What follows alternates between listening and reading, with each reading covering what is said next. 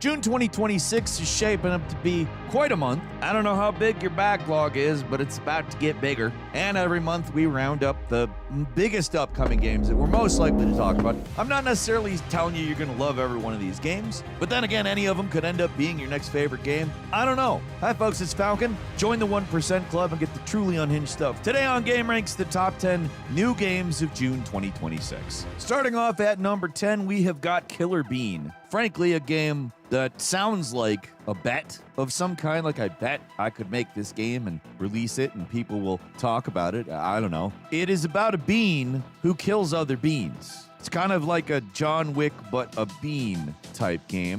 You know, expansive genre. Lots of John Wick, but bean type games. But yeah, this kind of came out of like some cult internet animation weirdness. And now it kind of looks like Max Payne by way of John Wick. Also, Bean. The story is straight up action movie nonsense.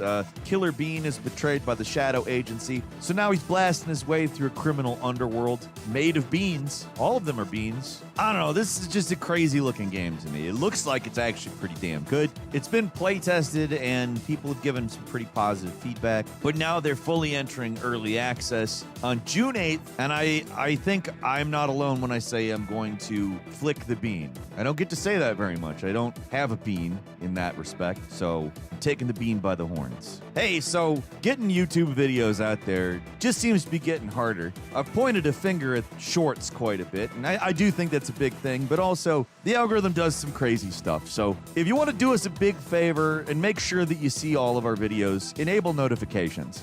At number 9, we have Star Fox coming to Nintendo Switch 2, which is completely insane to say. It is a full remake of Star Fox 64, which I don't want to get into the remake-ception that is the Star Fox series. I'm just psyched that they've stopped trying to make quote-unquote different games. By rebooting here at Star Fox 64, Nintendo is saying this is Star Fox. So any future Star Fox games we can expect to follow this. See, if this was just a re-release with an up-res and maybe some better character models or character art, it wouldn't be that. But by fully remaking it, putting all their attention into it, and adding narrative cutscenes, what they're saying is that this is Star Fox. And I know it's controversial, but I love the character models. They look like the old puppets from the Star Fox Super Nintendo era commercials and the box art. And when I say they look like it, I mean they look a lot like it. Like, they have that grotesque late 80s, early 90s puppet look, and I love it. I'm so on board for this Star Fox remake. It's exactly what Nintendo needed to do with the franchise, and then they need to follow it up later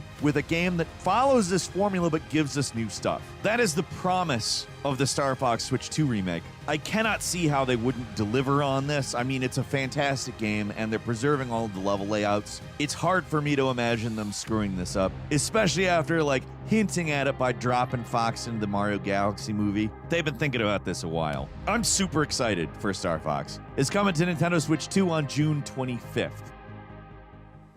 At number 8 is Hollow Body, what is being called a tech noir survival horror game. It's a game that came out on PC back in 2024, but it's going to be landing on consoles this month. It's basically a love letter to early 2000s survival horror. It's got fixed and dynamic camera angles, limited resources, environmental puzzles, grimy apartments, which, yeah, that's basically what those games were back then. You're somebody who is looking for her missing partner in a sealed-off exclusion zone in an abandoned British city. The console version is also arriving feature-complete with all of the post-launch PC updates, including optional puzzles, some new locations, more lore, some quality-of-life fixes, and a third-person camera mode, as well as, I'm sure, some other things. That's good news, because honestly, it's a pretty damn interesting game. Hollow Body is landing on PS4 and Xbox Series June 4th.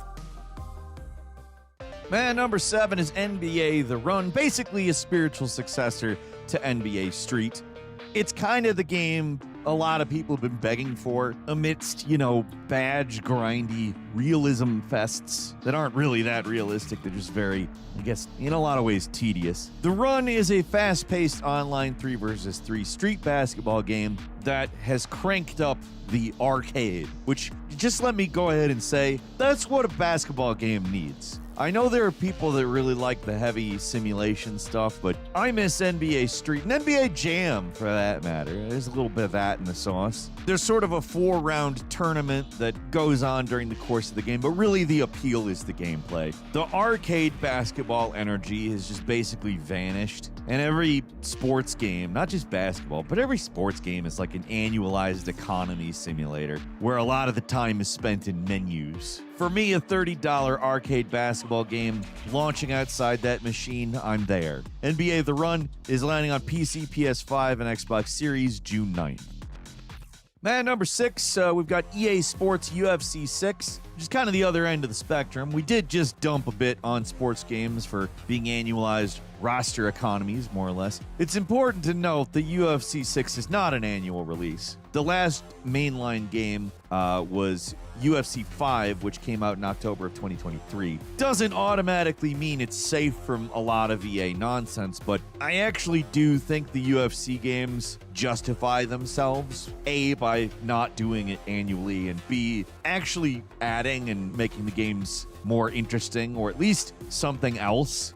The big feature they've been talking about for this one is called Flow States, which is a new system built around making fighters more distinct from one another. EA says there's 30 unique fighter flow states in the game, which they sort of tie into counters, grappling, and all that stuff, which I do like the idea of each player feeling more distinct. It's not like UFC has a huge problem with that in previous games, but I definitely like that it's something they're going further with here. These are generally pretty good games. UFC 6 is landing on PS5 and Xbox Series June 19th.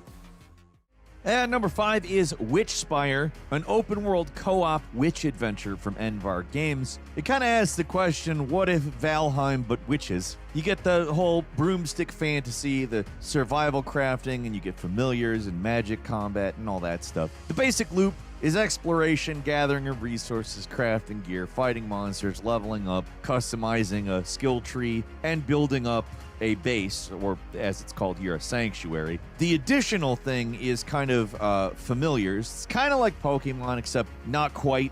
Like Persona technically is a game about familiars, or if you've ever played Ni no Kuni, it's not as though it's not entirely removed from Pokemon, but it's not exactly the same thing as Pokemon either. Pokemon is certainly actually derived from the concept of familiars, or at least I think it is. Doesn't matter. The game is hitting early access on June 10th for PC, and it does look like a kind of Xbox Fable adjacent affair. Although granted, it's not that. It's definitely a different kind of game, but it's got that feel to it, you know? Or at least hopefully it does. We'll see when it comes out, which it does on Steam June 10th. And number 4, it's Kappa City, a football manager sim, or maybe more accurately, an economic strategy game, more an event management simulator than the direct football management. You're neither the coach nor the player, but the organizer of the event. You basically handle everything going in. So you need to have the venue set up, you need to have snacks available, the restrooms working, you should ideally be prepared for riots, that type of stuff. Crowd control. It's an interesting game. It's not what normally is focused on with these types of things. But hey, you're in Rio de Janeiro, and you're creating the atmosphere for the game. Game's landing on PC, PS5, and Xbox Series June 16th. Then number 3 is Solarpunk, a survival game that takes place in what is technically an advanced world, rather than a primitive one where you wake up in your underwear. You build sky bases, grow food, craft gadgets, automate systems, and explore distant islands with an airship. You can play it in single player and co-op, and it looks pretty damn cool. So it's kind of like a survival game if you throw in some Satisfactory a bit, and also the top layer of Tears of the Kingdom's world, the floating islands, I guess. It is an extremely different looking game for a survival game. I don't think it's gonna blow you away with its graphics or anything. They're kind of cartoony, but it's a lot cozier than you would expect a survival game. I'm not sure if I would say that it comes off like Stardew Valley necessarily, but I also think that's somewhere in the recipe. Solarpunk is landing on PC, PS5, Xbox Series, and Nintendo Switch 2 June 8th. At number 2, it's the Gothic 1 remake. THQ Nordic and Alchemia Interactive are rebuilding the 2001 cult classic entirely, which brings you back to the Valley of the Mines, a prison colony where society is collapsed into factions, there's labor exploitation, and basically nobody likes you. The original Gothic was legendary because it was hostile, reactive, and very alive, albeit pretty janky. NPCs had routines, factions were a big thing. The world did not care how you were interacting with it. It was going to do what it was going to do. And this remake is promising a faithful but modernized open world RPG. Now, by modernized, it doesn't seem like they secretly mean we removed all the personality and added lots of icons. It seems like the personality is being retained, which is good. And also they're building on top of it. There's some expanded, underused locations. There's some new side quests. Orc culture is apparently fleshed out. So rather than taking away, it seems like there's a little bit of addition, and the additions seem to be in the visuals and the quality of life. I'm super interested in what the hell this is, and I'm absolutely playing it when it launches on June 5th on PC, PlayStation 5, and Xbox Series. And finally, at number 1, it's Hell Let Loose Vietnam, a shifting of the series from World War II to the Vietnam War. It doesn't change what Hell Let Loose is. You got the massive battles, the teamwork, the communication, 50 versus 50 tactical warfare. However, the setting of the Vietnam War is far more asymmetrical. Like, the U.S.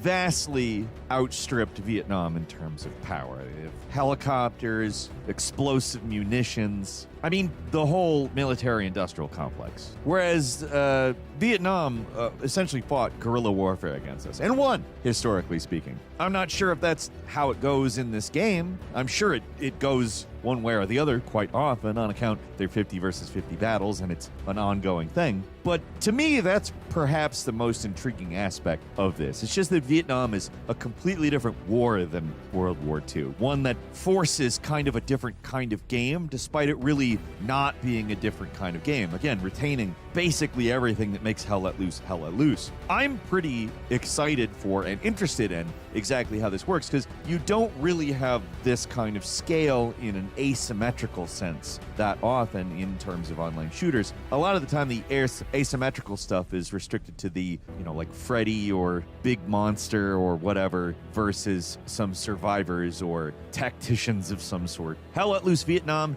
is landing on PC, PlayStation 5, and Xbox Series June 18th, and I do have some bonus games for you. First, Dave the Diver in the Jungle, which sends Dave and the crew to the village of Utara with a new grill focused on freshwater cuisine. A pretty healthy add-on, in my opinion, for Dave the Diver, a game that people really do enjoy. And then, perhaps on the other end of things, that being a 10-hour DLC, Xbox and Switch 2 are getting Final Fantasy VII Rebirth, which is, of course, an irresponsible amount of content. We love calling this an irresponsible game. It's so insane. And let's be clear, they need to make the money so that they can make this third game. Exclusivity, just not a clever idea, honestly, with such a massive, irresponsibly budgeted game with so much work put into it. That's landing on Switch 2 June 3rd.